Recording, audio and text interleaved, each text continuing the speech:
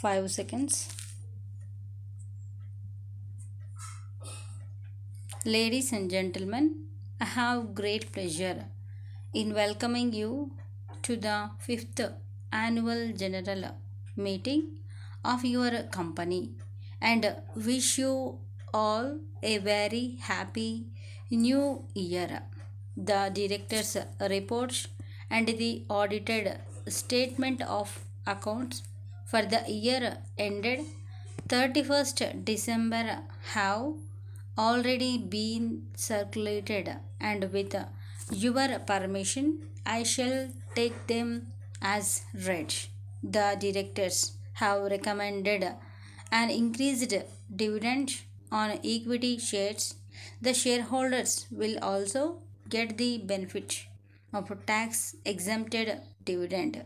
I am sure the shareholders will be happy at the results, which are considerably better than the last year. The results would have been even better, but for the distress conditions of the textile units.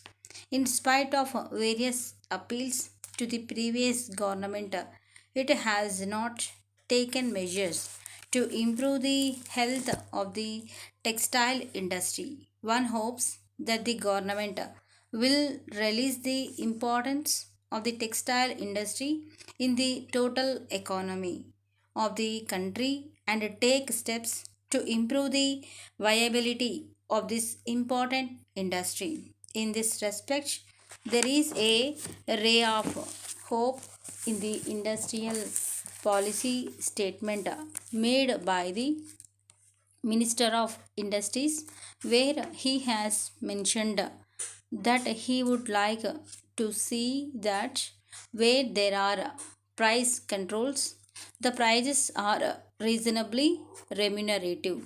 As you all know, the control of cloth prices has caused a great harm to the textile industries. Every effort is being made to improve the profitability of the textile units. In other industries, we have done reasonably well. The new unit has started commercial production. The product has been well received, and I hope in time to come this industry will contribute its share to the growth of your company. We have at present a popular government in our country, and we can hope that the policies of the government will lead to more employment, better administration, better distribution of opportunities, leading to a faster growth and prosperity.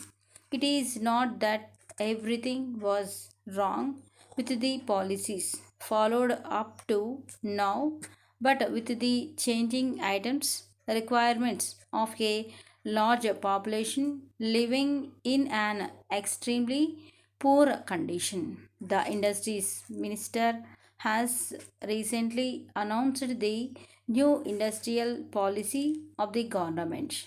A large industry, a medium industry, a small scale industry, and a cottage industry all have a role to play.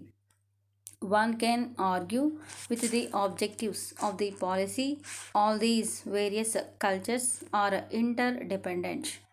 One therefore has to be very careful that no sector fails, otherwise, shortages would continue.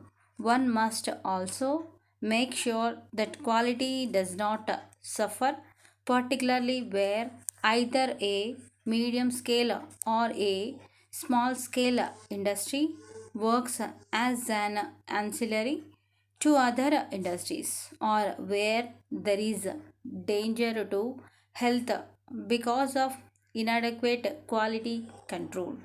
The other important aspect which will need the attention of the government is that if the small scale and cottage industries have to succeed, proper marketing has to be organized. The poor rate of growth in the past has been, in my opinion, not so much because of the wrong policies in planning, but very largely the failure has been in implementation. And if the present policy fails, I am afraid it would be again because of failure in implementation. It requires detailed administrative planning and proper organization for its success.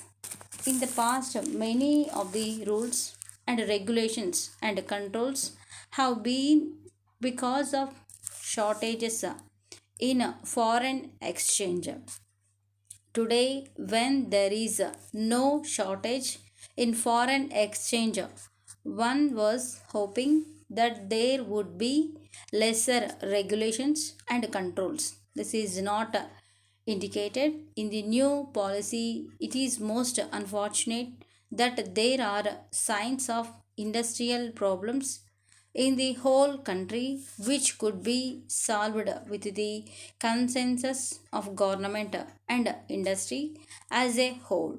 I hope that the government will soon be able to tackle this important problem to the satisfaction of all concerned.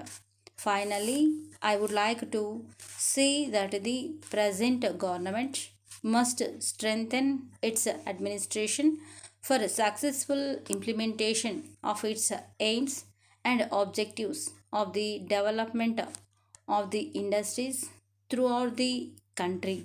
In the end, I would like to thank all our workers and the staff for the valuable support and continued cooperation they extended for the successful operation of the company during the year. Dear sirs, we are in receipt of your letter of the third instant. As desired by you, we are sending by separate post a copy of our latest price list and catalog. We are sure that you will find therein the necessary details about the various items of electrical goods that you require. With regard to the electric fans that you require, we are sorry that it will not be possible for us to supply the fans of the particular make that you require for another 6 weeks. However, if you can wait for another 6 weeks, we shall be able to contact our head office for the supply of the same. On the other hand, if you cannot wait for such a long period, we will be in a position to supply you fans of other makes which will give you the same satisfaction. On hearing from you, we will take further action in the matter. We very much regret to note that the switches that we had sent you in our last consignments were not the ones that you had ordered for. On inquiry, we now find that due to a mistake, the switches of a cheaper variety and which were intended for supply to another customer were wrongly sent to you. We are taking action against those responsible for the mistake.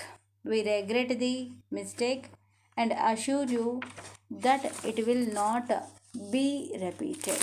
You may return those switches to us and we shall immediately send you the best ones that you require. We shall bear all the extra freight charges. We assure you the orders that you may give hereafter will be given special attention. Looking forward to the receipt of your further valuable orders in the near future and thanking you once again. Yours faithfully.